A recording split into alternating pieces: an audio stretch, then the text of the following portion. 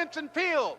And Dexter saying, don't let nobody steal your dream. And something said within me, you're the one. And let me tell you something, ladies and gentlemen.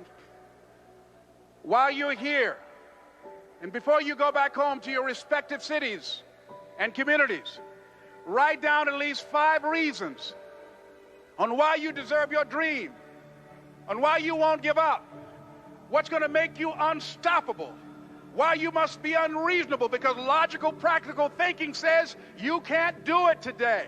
But if you want to produce unreasonable results in your life, like living your dream and taking charge of your destiny, you've got to be an unreasonable person. You've got to be an uncommon person.